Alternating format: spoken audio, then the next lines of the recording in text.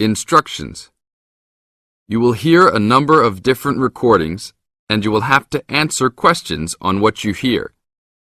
There will be time for you to read the instructions and questions, and you will have a chance to check your work. All the recordings will be played once only.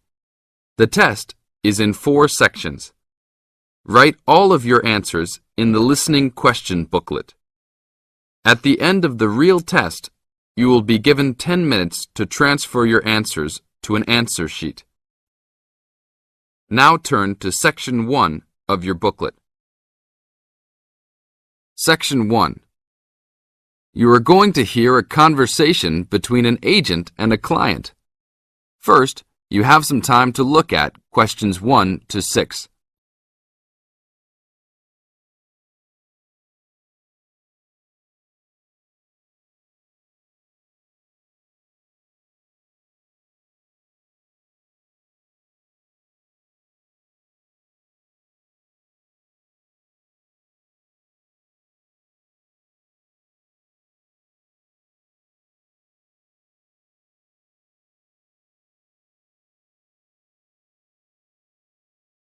Now listen to the tape and answer the questions.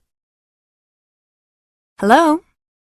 Hi, good morning. Are you open yet? Yes, we are. Come in. Would you like to rent an apartment in the city? Well, kind of. I'd rather rent one near the harbor if possible. Oh, okay. Do you like the water?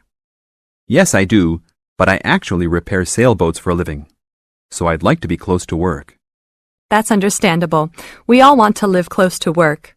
Well, I think I have something near there. How many rooms would you like? Just one. I'm alone. But I would like to have an extra room for my dog. So you'd like 2 rooms and an apartment that accepts animals. Here's one. It's 1 block up from the harbor and renting for $445. How's that? That's perfect. Just what I was hoping to pay. What floor is it on? Floor? Oh, it's on the 12th floor. That's too high. I'd like to be on the 1st or 2nd floor so that I don't have to use the elevator.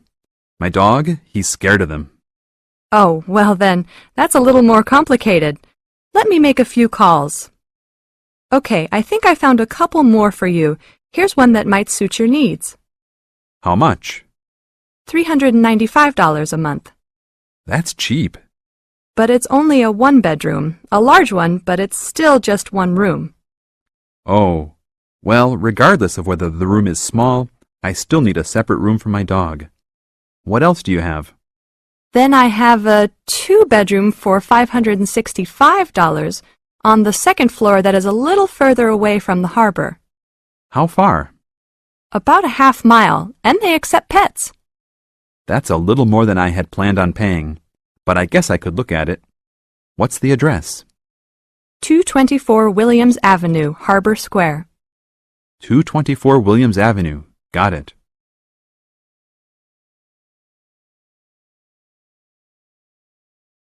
Now look at questions 7 to 10.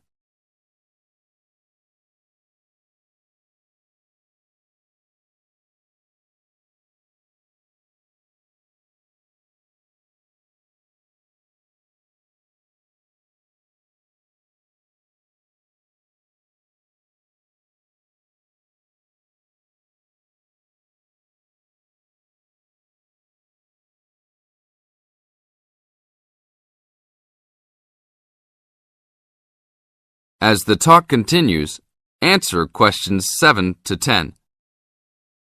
What else is included?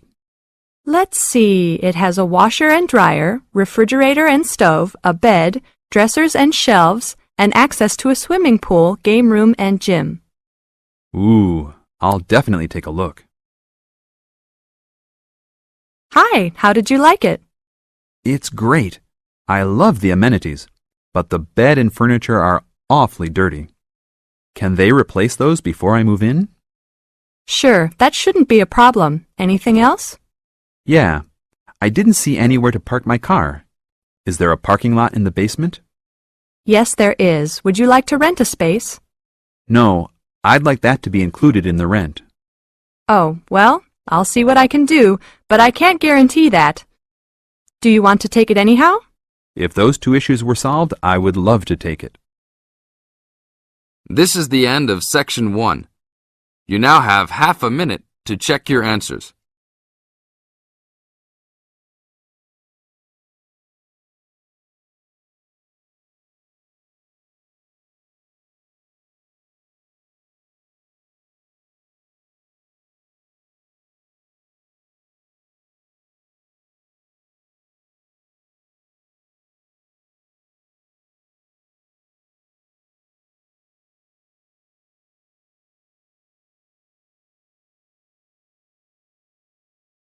Now turn to Section 2. Section 2. You are going to hear an orientation talk. First, you have some time to look at questions 11 to 15.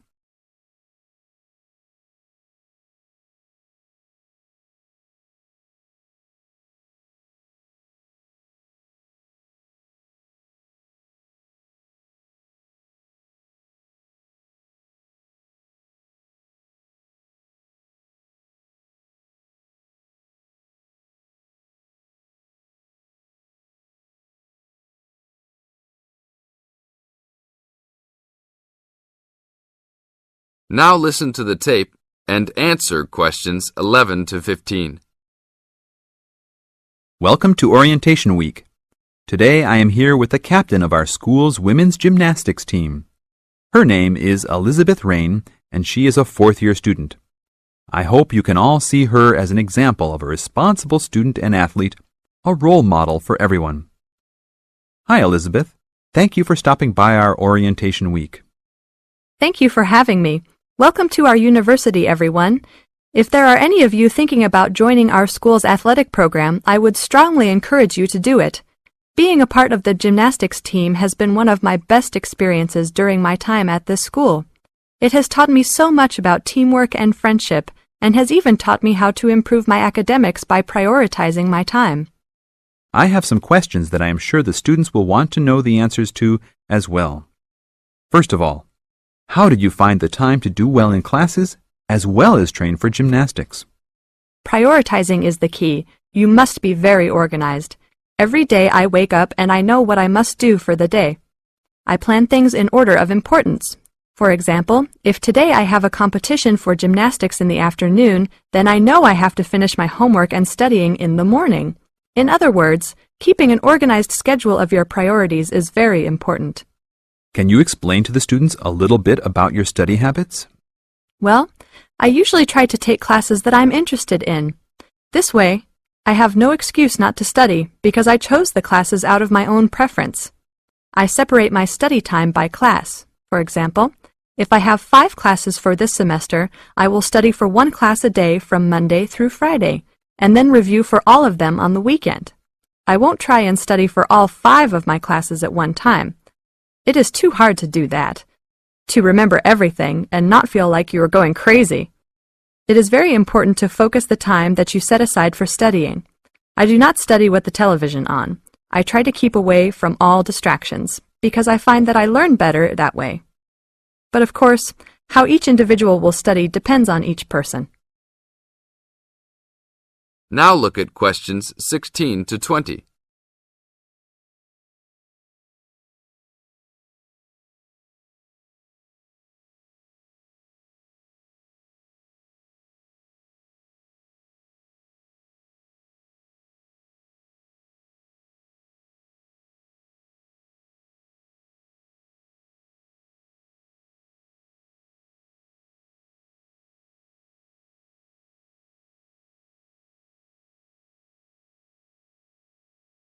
Now listen to the tape and answer questions 16 to 20.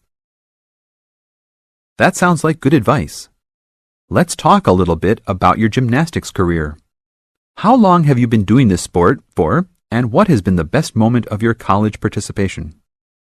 Well, I've been participating in gymnastics since I was a kid.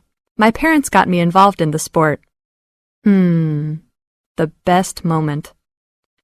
I would have to say that there is not one single instance that stands out in my mind as the best moment, but more of a whole experience.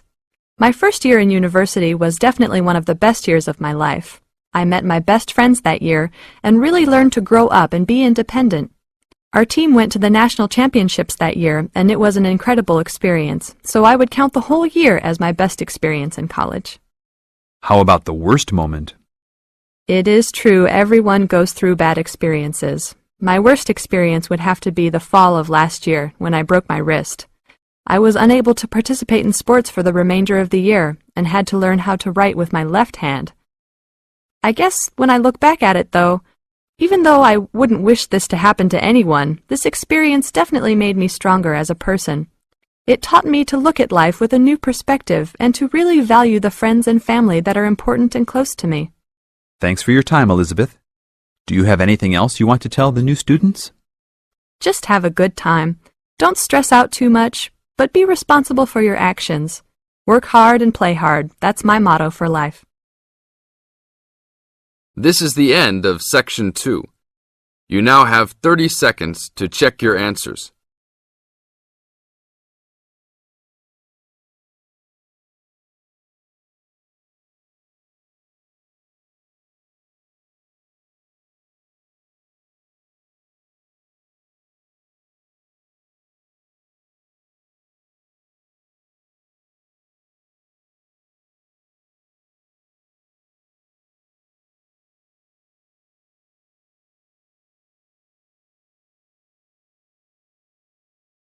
Now turn to Section 3. Section 3. In this section, you are going to hear a conversation on animal protection. First, you have some time to look at questions 21 to 25.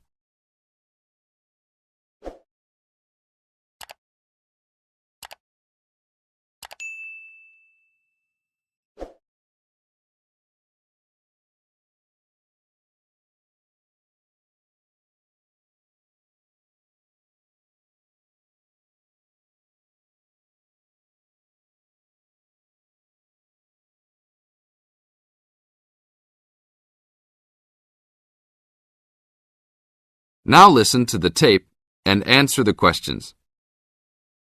Thanks for joining us today, Mike. How did Baja California become a consideration for a condor release? Our recovery plan for California condors requires us to re-establish the birds in as much as their former range as possible.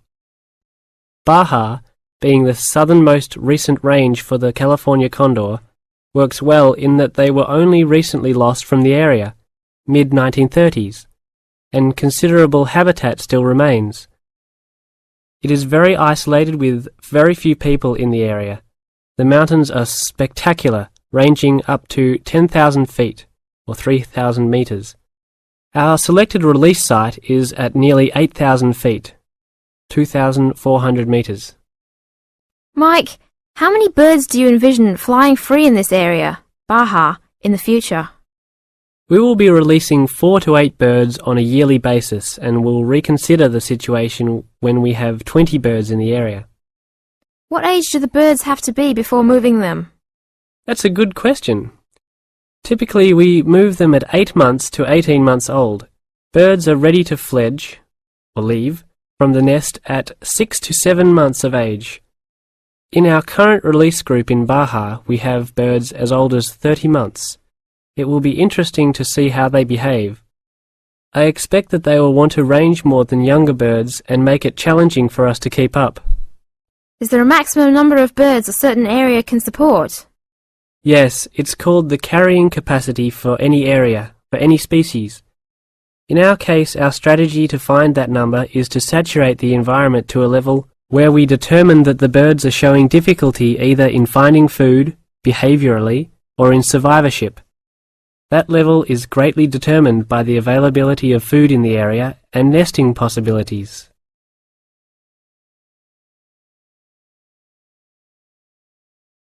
Now look at questions 26 to 30.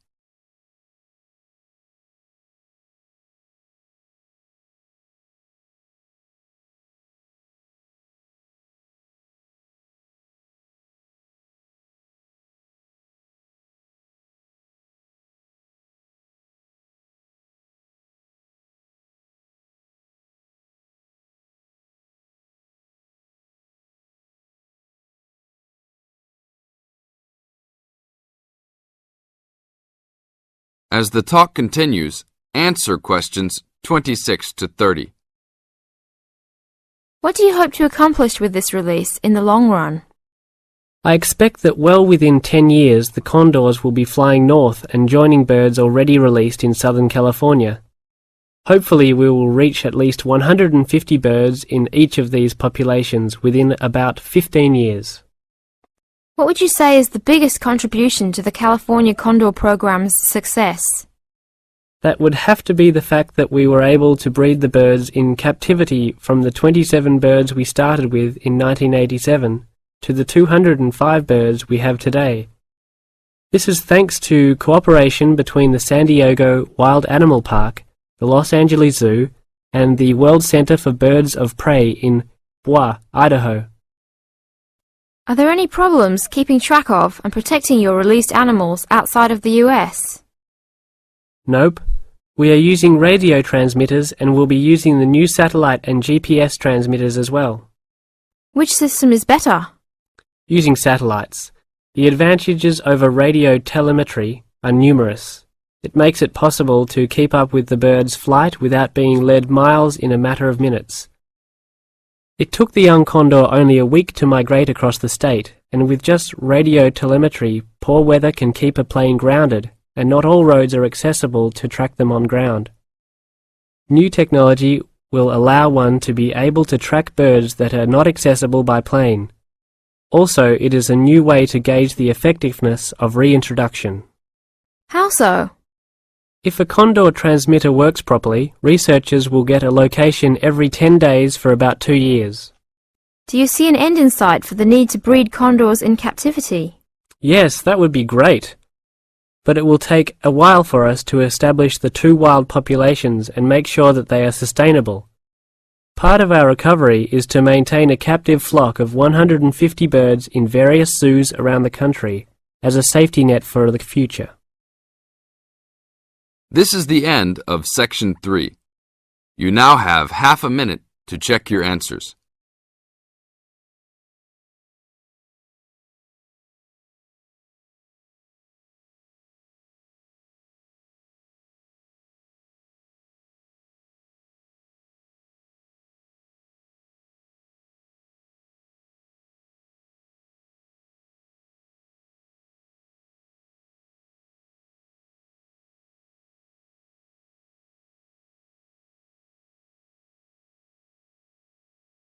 Now turn to Section 4.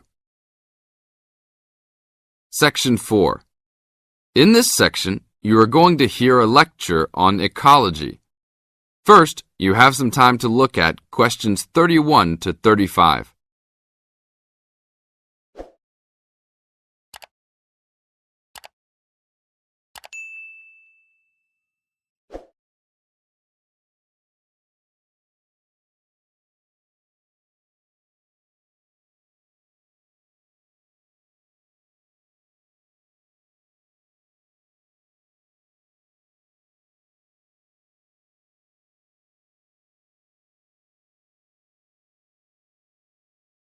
Now listen to the tape and answer the questions. Good afternoon. I'd like to turn it over to Dr. Carey, who will talk about the programme in restoration ecology. Thanks, Chris. A lot of people think that human beings can do whatever they want to the environment. But as Aldo Leopold taught, land is a system of interdependent parts which should be regarded as a community and not a commodity. Well, that idea has influenced what we teach here in our program, where students come from all over the world to learn about restoring native plant communities back into an ecologically natural state.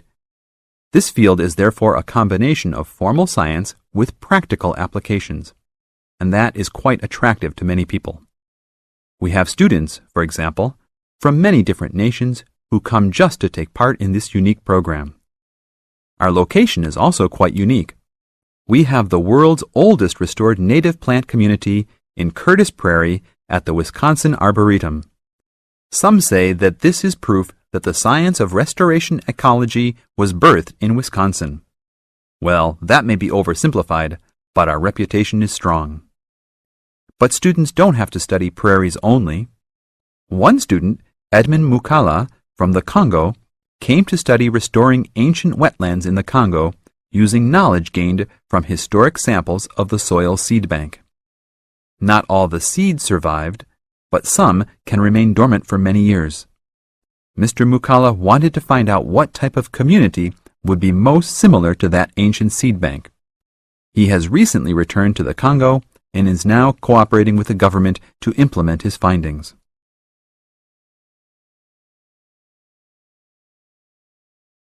Now look at questions 36 to 40.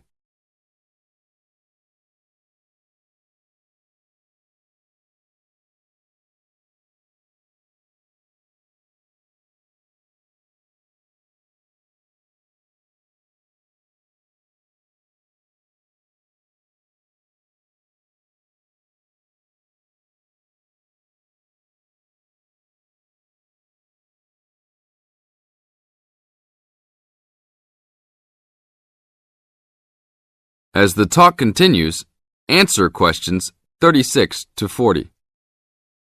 So the only prerequisite for doing research here is that it is a native plant community. That means not just prairies, but wetlands, woodlands, savannas, and other environments. We're proud of the diversity of research topics in our program. And we continue to grow. This year we have 32 new students from 8 different countries. When students first arrive, they begin rigid coursework in statistics, ecology, plant identification, and the theory of landscape change. Then they take part in internships at local conservation agencies such as the Arboretum, the Nature Conservancy, the Parks Department, and others. We find internships to be crucial in helping students apply the knowledge they have gained in the classroom. And we're proud to say that, since the beginning, we have graduated 277 students with master degrees from our programs and 122 students with PhDs. Some have gone on to bigger and better things. One graduate is now the director of the Worldwide Fund for Nature in China. Another is the director of Parks Development in California. And others now lead their own research departments in universities around the world. This is the end of Section 4. You now have 30 seconds to check your answers.